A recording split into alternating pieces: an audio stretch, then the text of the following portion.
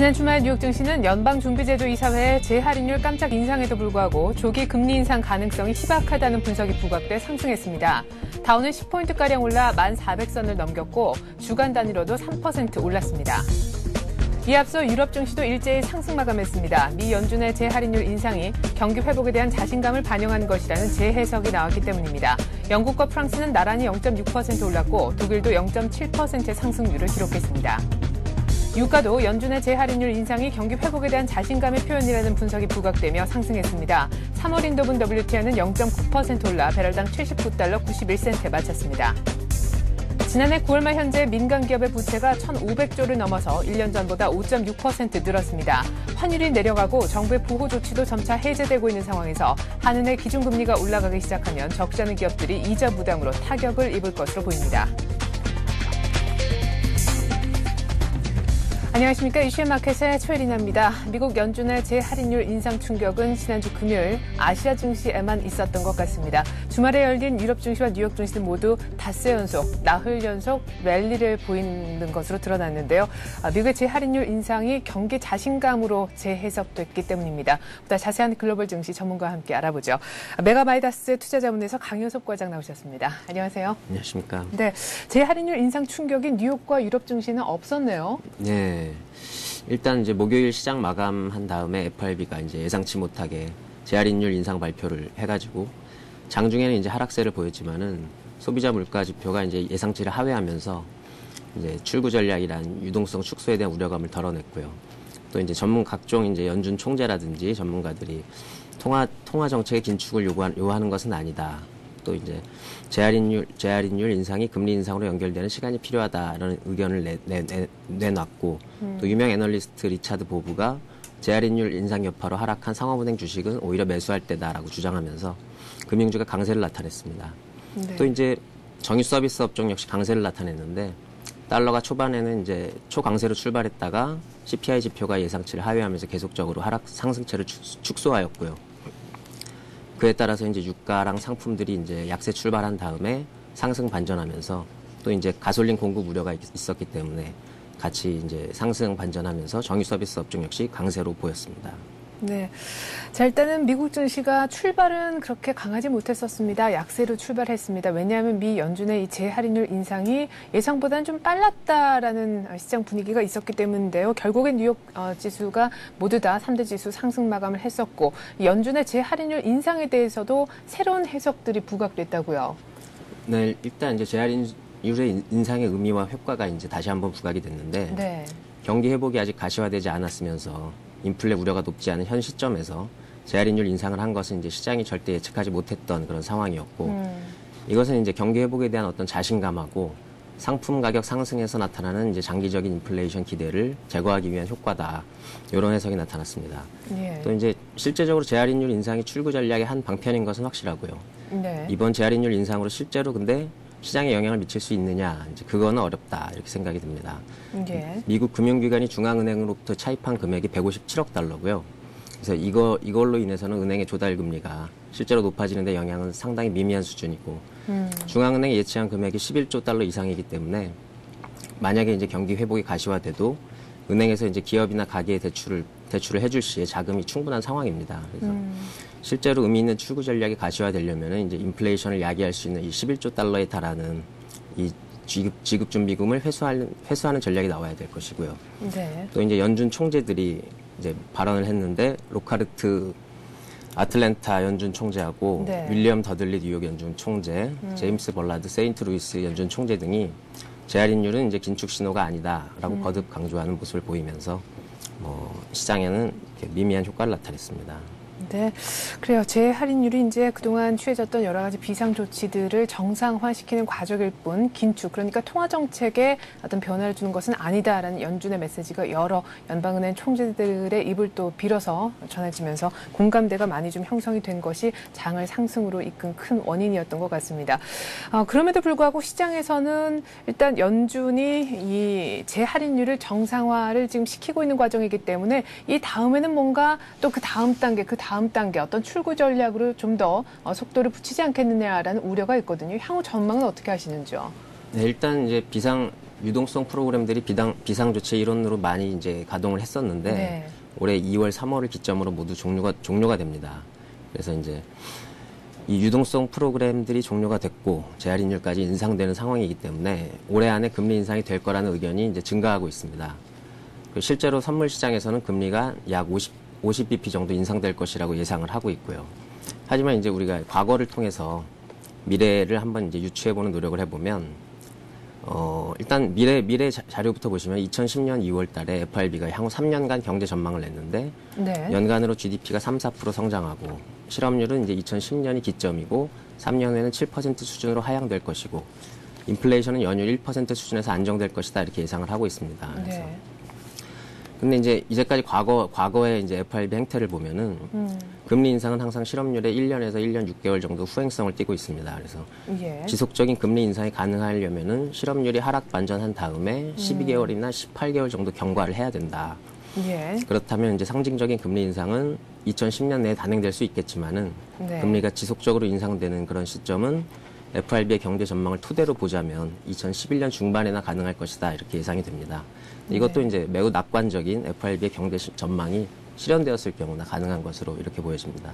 네, 일단 뭐 실업률이 좀 안정이 되고 나서야 그다음에 금리 쪽에 손을 대는 것이 지금까지 FRB의 어떤 관행이었는데 그를 어떤 미뤄본다면 2011년 중반 정도는 돼야 미국 쪽에서 기준금리를 올리지 않겠느냐라는 전망을 하셨습니다. 자, 그리고 전날 재할인율이 사실은 인상이 됐었을 때요. 목요일장이 끝나고 일각에서는 그 다음날 밤에 나올 소비자 물가지수가 급등할 것을 알고 FRB가 이렇게 재할인율을 인상한 것 아니냐라는 분석이 나왔는데 CPI, 소비자 물가지수의 급등세는 나타나지가 않았죠?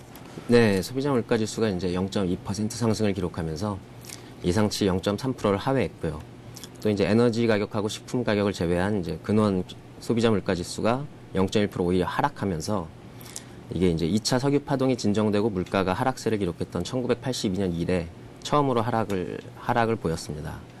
그래서 이 CPI 지수가 이렇게 하락을 했기 때문에 네. 막대한 유동성 공급을 통해서 인플레이션을 우려하는 목소리가 은행이 이제 민간 부문 대출이 시작되기 전까지는 아직까지는 우려에 불과한 상황이다.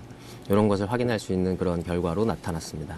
네, 지금 뭐 미국의 소비자 물가가 또 근원 CPI의 경우에는 28년 만에 처음으로 감소세로 돌아섰기 때문에 인플레를 지금 압박하는 요소들은 일단은 없어 보입니다. 자, 문제는요. 지금 같은 상황에서는 또 뭐 기준금리를 올릴 것이다라는 전망이 조금 여원하게 됐지만 말이죠.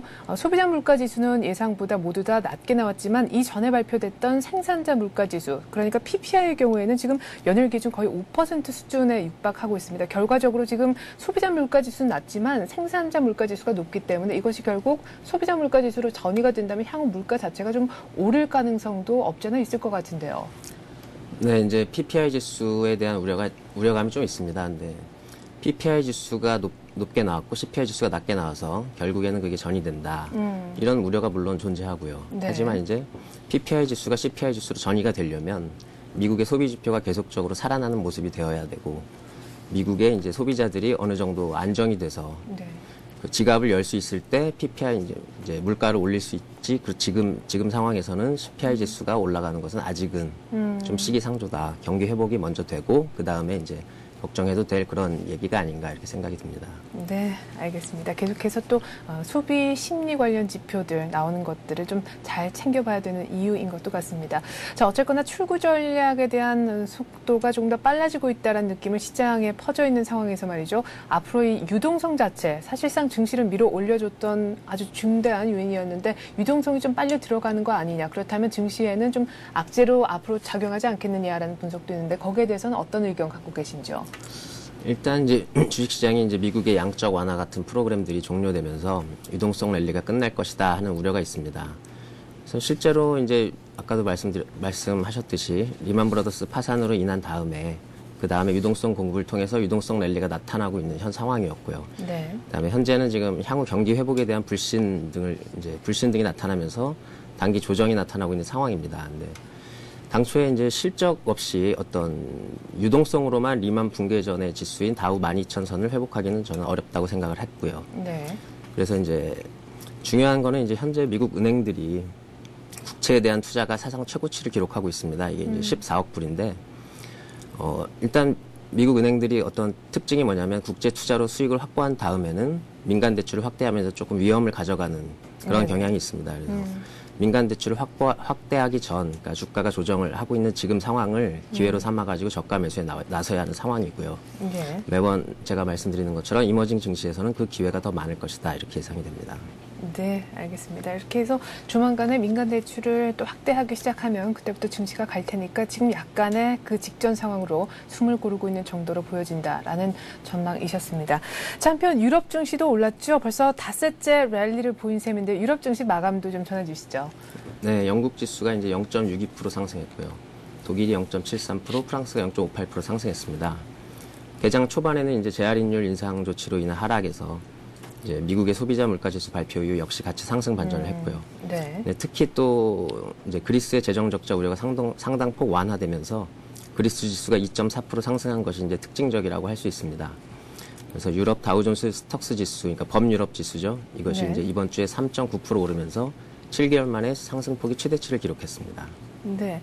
자, 유가 마감상을 좀 전해 들어보기 전에요. 두바이 사태에 대해서 좀 간단하게 여쭤보고 싶은데 저희 금요일 날 장을 끌어내린 게 두바이 월드에 이은 두바이 홀딩스의 디폴트 선언 가능성 때문이지 않았습니까? 뭐 일단은 뭐 루머라고 시장에서는 알고 있는데 유럽 증시 쪽은 오히려 좀 오르고 있고 그렇다면 두바이 이 홀딩스에 대한 걱정은 안 해도 되는 건가요? 그러니까 두바이 홀딩스 같은 문제는 제 생각에는 지역적인 문제이기 때문에 네. 뭐 두바이 홀딩스가 부도가 난다 해도 세계 증시가 그렇게 영향을 받을까 저는 그렇게 생각하고요. 또 두바이는 또 유가랑도 관련이 없는 나라이기 때문에 글쎄요, 뭐 세계 시장의 그런 어떤 성장을 저해할 것까지 나타나기는 힘들고 오히려 제 생각에는 이제 한 올해 중반쯤 되면 일본에 대한 문제가 불거질 수 있는데 네. 그때 한번 이제 다시 조정의 빌미는 오히려 그쪽에서 나타나지.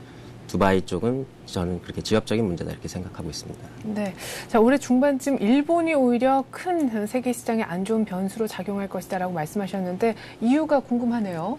일본의 지금 국가 부채는 이제 잘 알려져 있다시피 엄청나게 높은 수준이고요. 미국에 네. 비해서도 그렇고.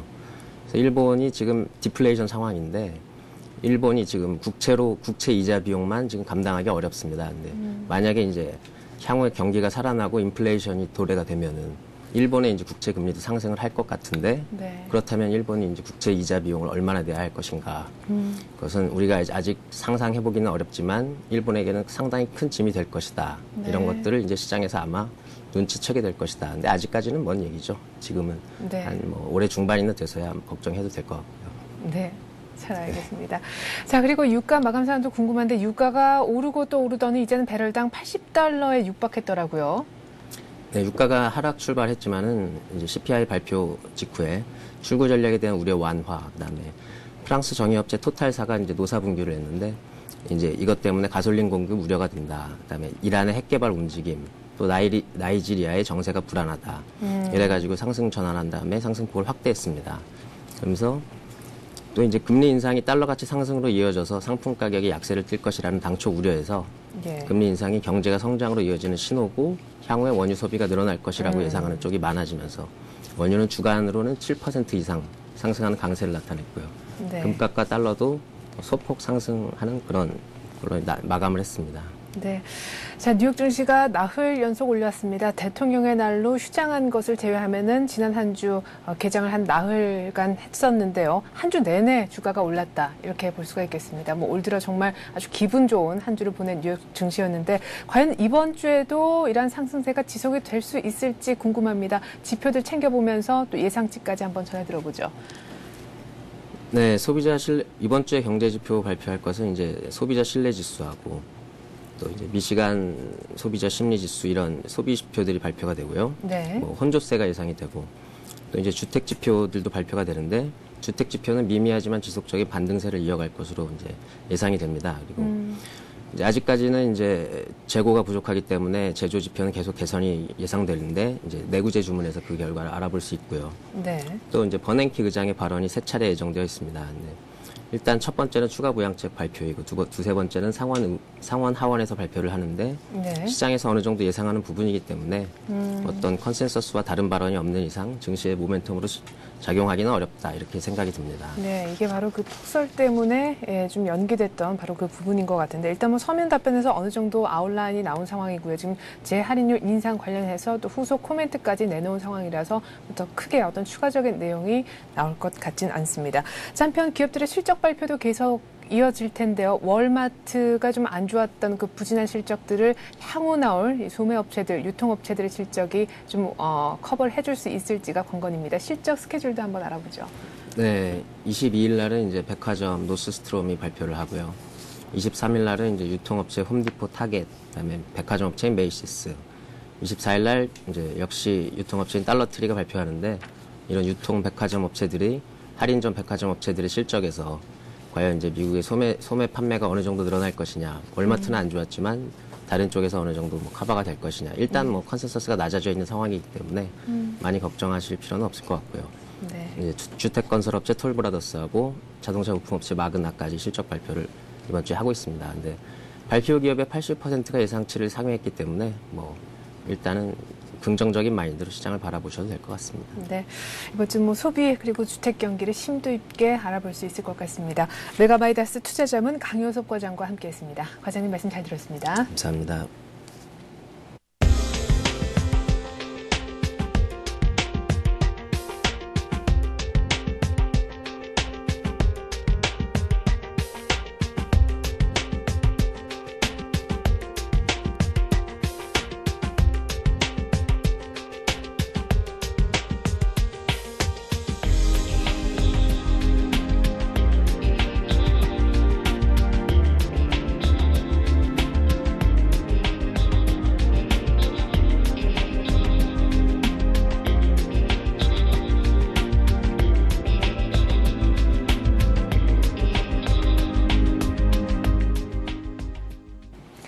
네, 주말 재할인율 인상에도 불구하고 유럽 증시, 뉴욕 증시 모두 상승세로 끝이 났습니다. 어떻게 보면 충격은 우리 아시아 증시만 받았다 하는 느낌인데요. 조금 과도하게 급락한 분위기가 지난 금요일에 있었는데 오늘 과연 반등할 수 있을지 전문가 전망 들어보도록 하겠습니다. 동행정금증권 홍제지점의 최일종 팀장 연결합니다. 안녕하세요. 네, 안녕하십니까. 네, 지난주 1.7%나 하락하면서 1,600선도 붕괴됐는데 두바이발 루머까지 있었잖아요. 오늘 우리 시장 반등 가능할까요?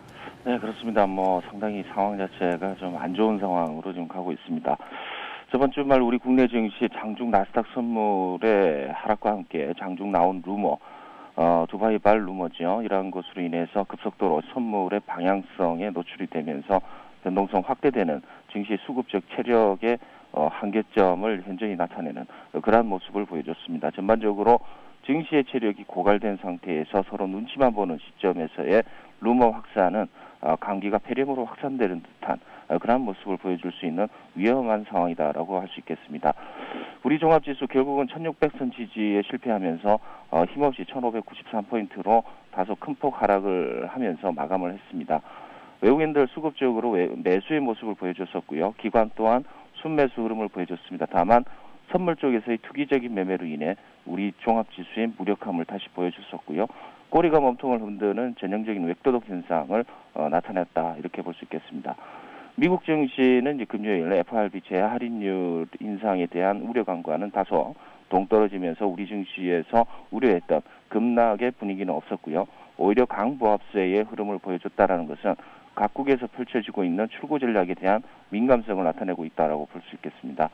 우리나라도 적극적인 금리 인상을 하는 것보다는 먼저 총액 대출 한도를 축소하는 방법으로 향후 있을 금리 인상에 대비하는 그러한 조치를 취하고 있는 점은 어디까지나 올해 상반기 중에 금리 인상에 대한 시장 압박이 거세질 수 있다는 점을 생각해 봐야 되는 것으로 이렇게 판단을 해볼 수 있을 것 같습니다.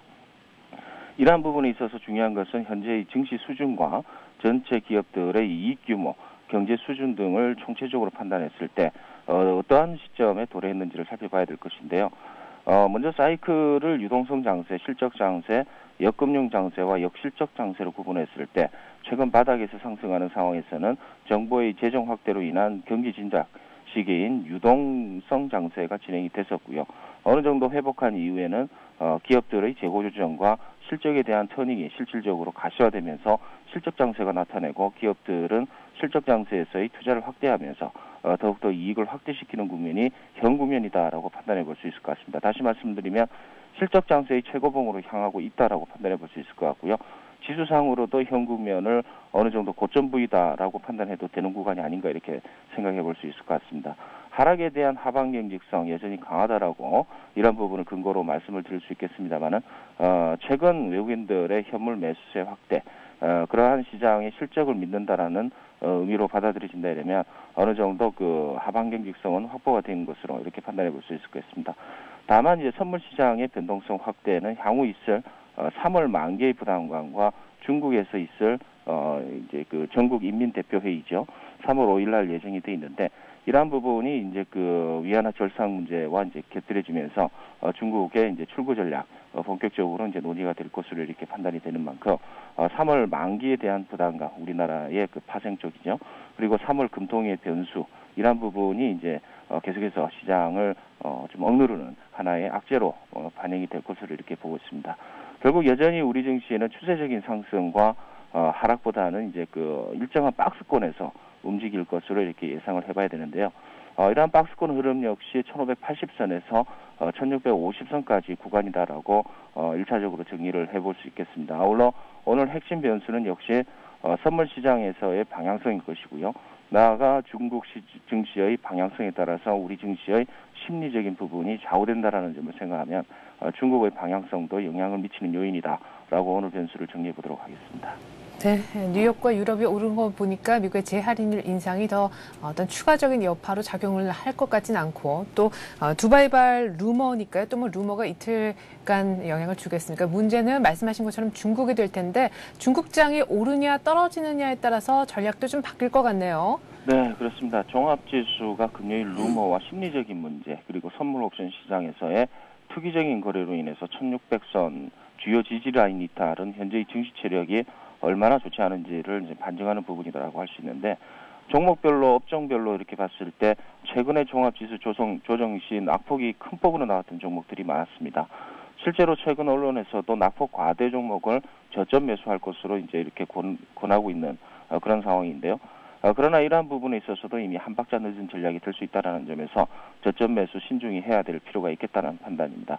저점 매수의 기본은 이제 증시의 하락과 그리고 종목의 수익률 추락 그리고 나타나는 이제 그 공포 심리의 극대감 속에서 반등이 잠시 나오는 그런 단기 랠리 쪽에서의 기술적 반등이다라고 할 수 있겠는데 최근 그 기술적인 반등이 나온 상황이고 이러한 와중에 낙폭이 컸다가 바닥 대비로 해서 10%에서 15% 이상의 상승 종목들이 다수 있었다라는 점을 생각한다 이러면 지금 시점, 즉 기술적 반등 성공 이후에 저항을 받고 재차 눌림을 받는 시점에서 그동안 낙폭이 과했다고 해서 매수에 접근하는 것은 매수의 시기적 성격이 다르다라고 판단해 볼 수 있겠습니다.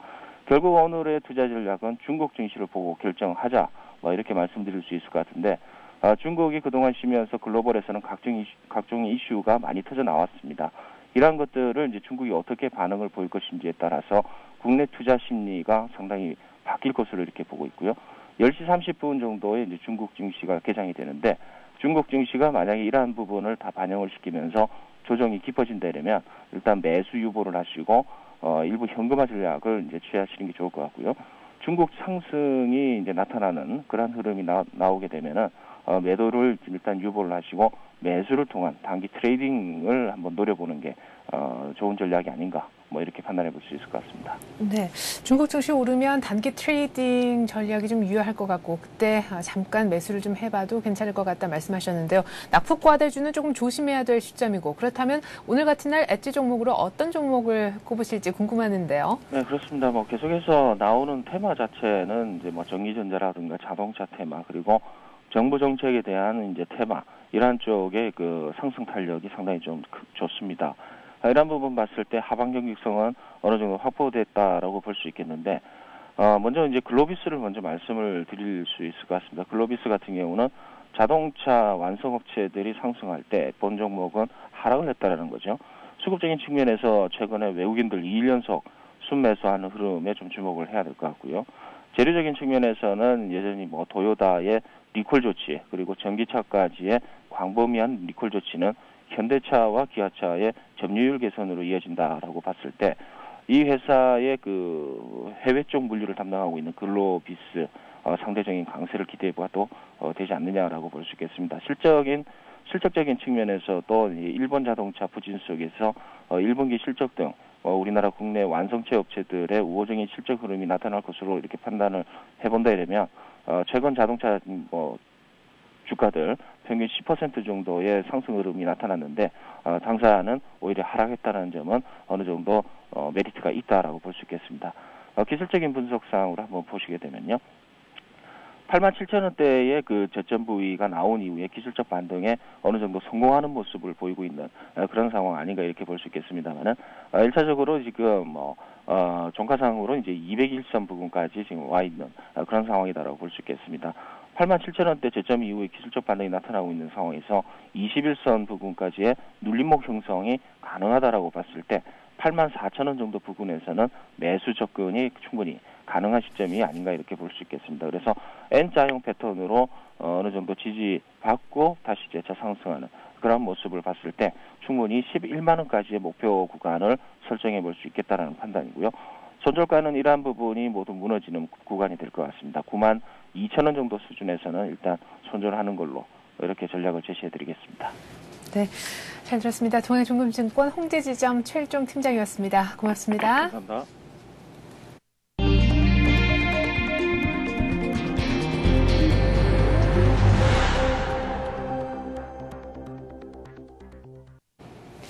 국내 시중은행의 임금이 너무 많다며 진동수 금융위원회 위원장이 은행의 임금 구조와 체계를 바꿔야 한다고 주문했습니다.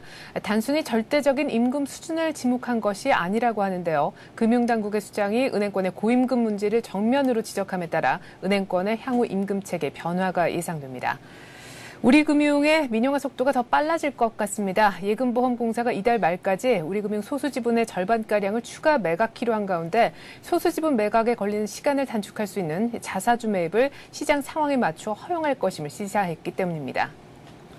G20 재무차관 중앙은행 부총재 회의가 오는 27일과 28일 양일간 인천 송도에서 열리지요. 11월에 열릴 G20 서울 정상회의가 이번 차관회의를 시작으로 사실상 시작이 되는 셈인데 올해 G20 정상회의 주요 안건은 어떤 것들이 있는지 핵심 화두 미리 살펴보겠습니다.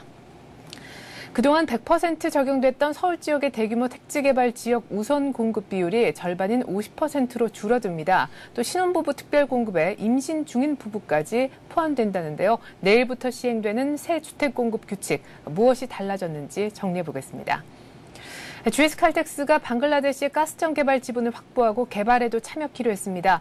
원유를 발견한 캄보디아와 태국, 또 탐사를 현재 진행하고 있는 베트남에 이어서 방글라데시에까지 진출한 것인데요. GS칼텍스의 자원개발 사업이 한층 속도가 붙을 것으로 보이네요. 이 같은 내용 바탕으로 해서 오늘 뉴스 따라잡기 시간은 서울경제신문 이종배 기자와 함께합니다. 안녕하세요. 네, 안녕하십니까. 네, 고임금의 대표적인 직종이죠. 이 금융업에 대해서 금융당국 수장이 칼을 빼들었는데 은행의 고임금 구조를 우리 진동수 금융위원회 위원장이 서울경제신문과 인터뷰를 통해서 밝혔다고요? 네, 그렇습니다. 아마도 금융당국 수장이 은행의 고임금 문제에 대해서 공개적으로 언급한 것은 좀 이례적인데요. 네. 은행은 대표적 고임금 직종으로 꼽히고 있지 않습니까? 네. 실제 금융감독원에 따르면은 국내 시중은행 정직 회원의 급여가요. 연평균 연간 한 7천만 원에서 1억 원 수준으로 알려지고 있거든요. 네. 사실 은행의 고임금 구조 개선이 필요하다는 지적은 이번 금융위를 거치면서 조금씩 나왔는데요. 네. 이번에는 진동수 금융위원회 위원장이 작심한 듯 발언을 내놓았습니다. 인터뷰 발언을 보면요. 국내 시중은행의 하위직 임금이 너무 많다. 은행의 임금 구조와 체계를 바꿔야 한다고 말했고요. 네. 특히 눈여겨볼 게 그는 현재 은행권 고임금이 외환위기 때 구조조정 결과로 만들어진 산물이다. 즉 쉽게 말해서 어떤 자체적인 노력이나 영업 성과보다는 외환위기에 국민의 뼈아픈 노력이 담겨있다. 우회적으로 비판한 거고요. 네. 또 은행의 하위직 임금이 우리나라처럼 높은 나라는 외국에 많이 없다. 이런 말을 했는데요. 사실상 그 강력한 그 제도 개선 의지를 피력한 것으로 이해할 수 있을 것 같습니다. 네. 자, 그렇다면 앞으로 은행의 고임금 구조를 깨기 위해서 강력한 구조 조정을 어떤 식으로 단행할 것인지 향후 금융당국의 어떤 액션이 궁금한데요. 예, 그렇습니다. 일단은 금융당국의 액션을 보면요. 이게 일회성으로 끝나지 않을 거라는 거를 좀 짐작할 수 있는데요. 네. 실제 그 2008년 10월이죠. 2008년 10월 그 이명박 대통령이 이런 발언을 했습니다. 국민 세금으로 혜택을 받는 은행들이 그 고임금 구조를 유지한 채 그 정부 지원을 받는 것을 온당치 못하다 이런 발언을 했거든요. 이런 발언의 일련선상으로 나온 것을 봤을 때요. 이번에는 뭐 정부의 그 액션이 좀 많을 것 같은데요. 일단 그 금융권의 그 임금 구조를 보면은 뭐 연봉이 적게는 6천만 원, 많게는 1억 원에 가까운데요. 네. 그 2008년 기준으로 각 은행에서 이제 보관 사업 보고서가 있습니다. 그 사업 보고서를 토대로 살펴보면요. 그 남자 직원 1인당 평균 기백이 국민은행 한 6,700만 원에 이르고요.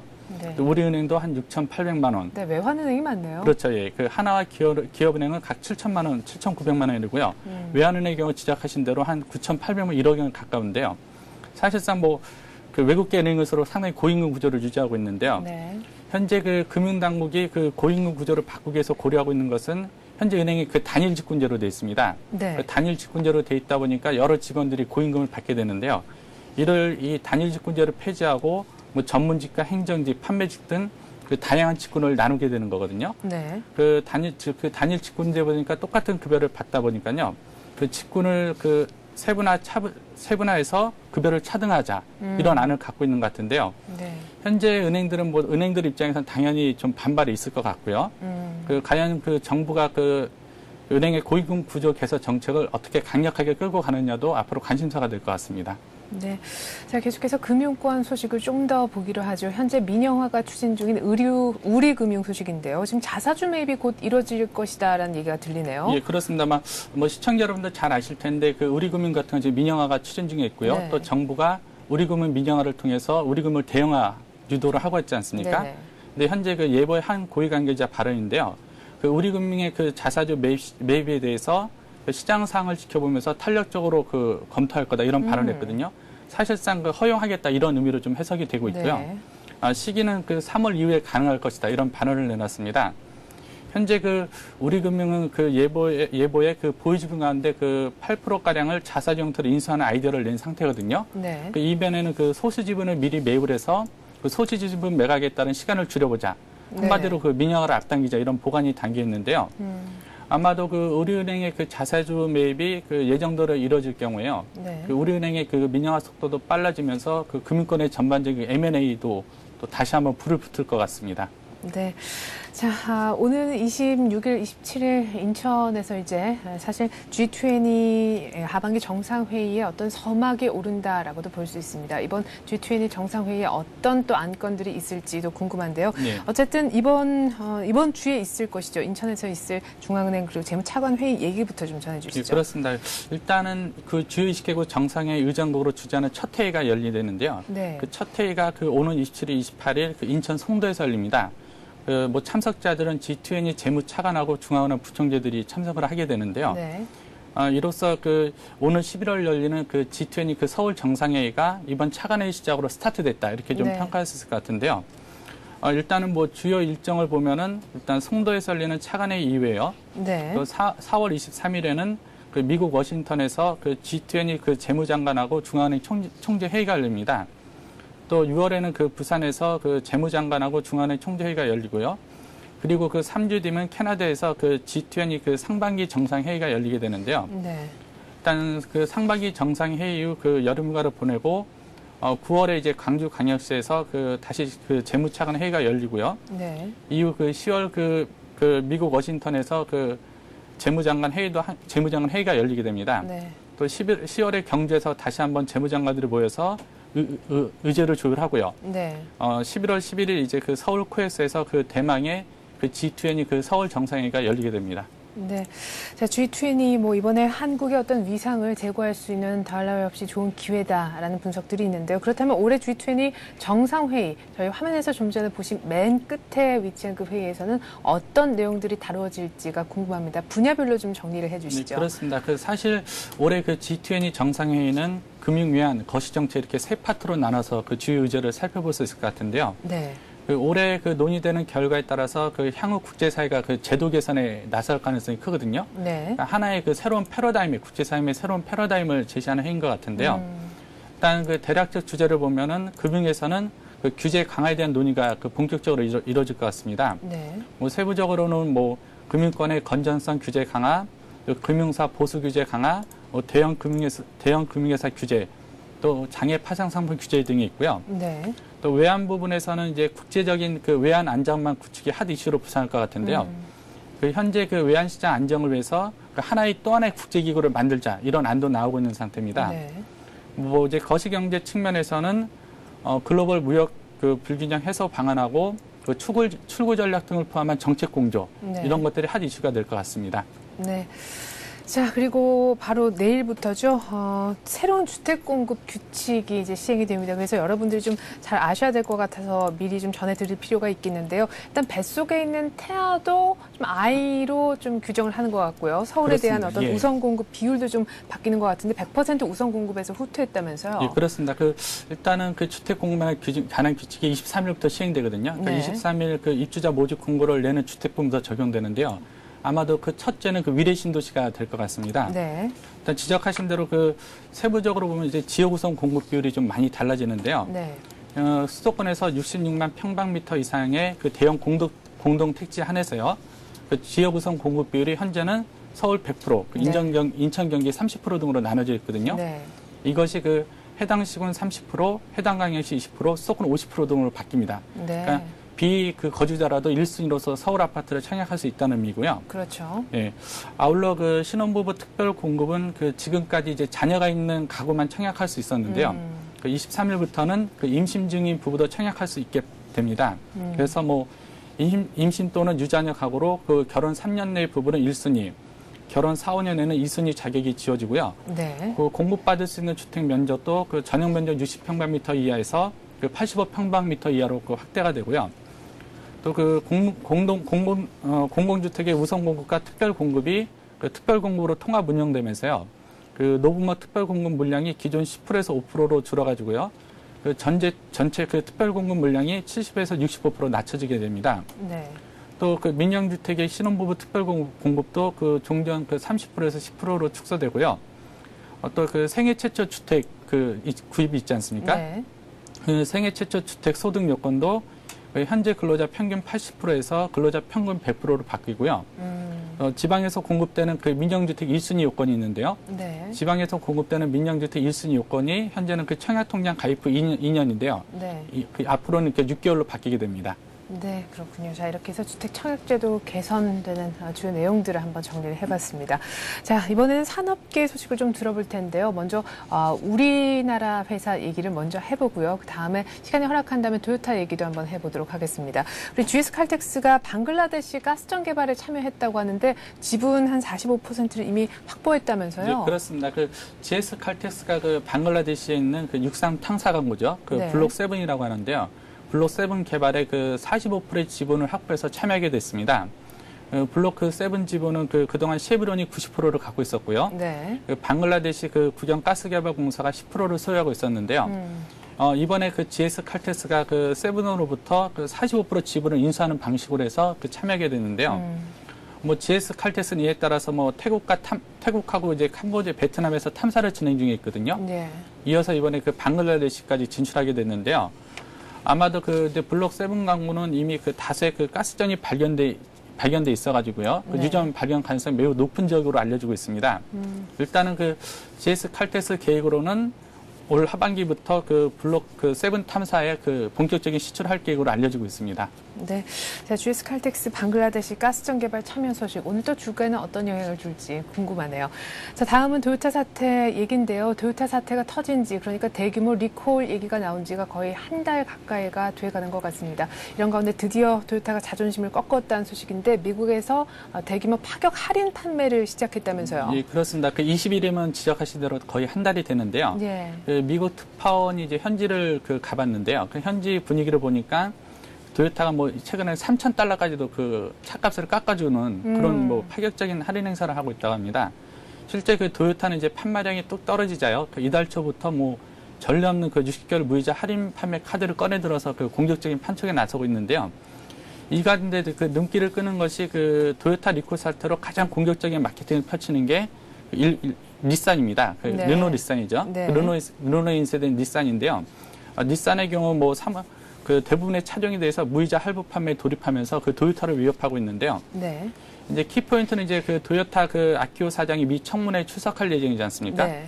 그래서 미 청문회에 출석할 예정인데 그 현재 미국에서는 그 미국 언론과 정치권을 중심으로 그 도요타 때리기가 계속되고 있는데요. 아마도 그 열리게 될 청문회에서 그 아키오 사장이 발언에 따라서요.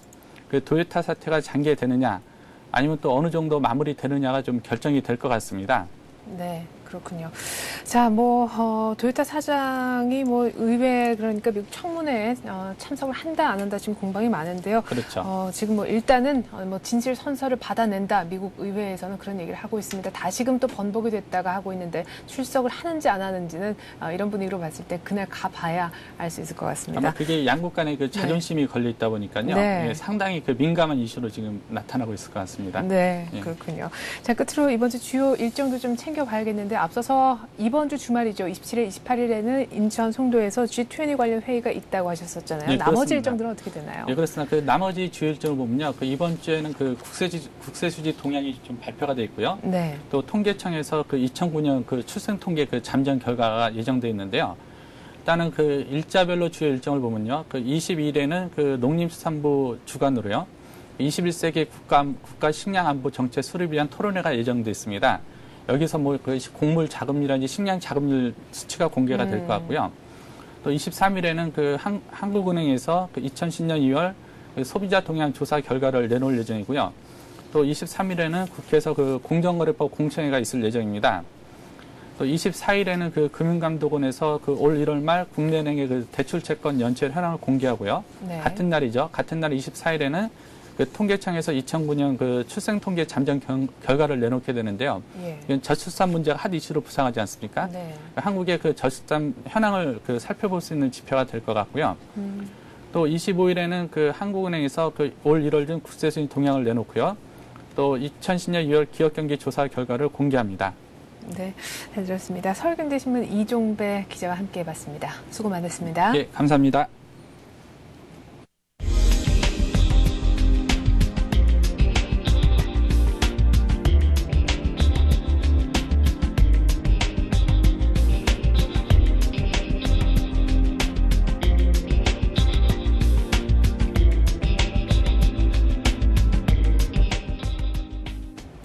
네, 지난 주말 유럽과 뉴욕 증시에 미국의 재할인율 인상 충격은 없었습니다. 다우는 10포인트가량 올라서 1,402포인트로 마쳤는데요. 유럽 증시도 기본적으로 평균 0.5%씩은 오르면서 닷새째 랠리를 이어갔습니다. 때문에 지난 한 주간 다우는 무려 3%, 300포인트나 올랐는데요. 오늘 우리 장 어느 정도의 반등이 있을지가 궁금하네요. 전 내일 다시 오겠습니다. 이슈 마켓이었습니다. 고맙습니다.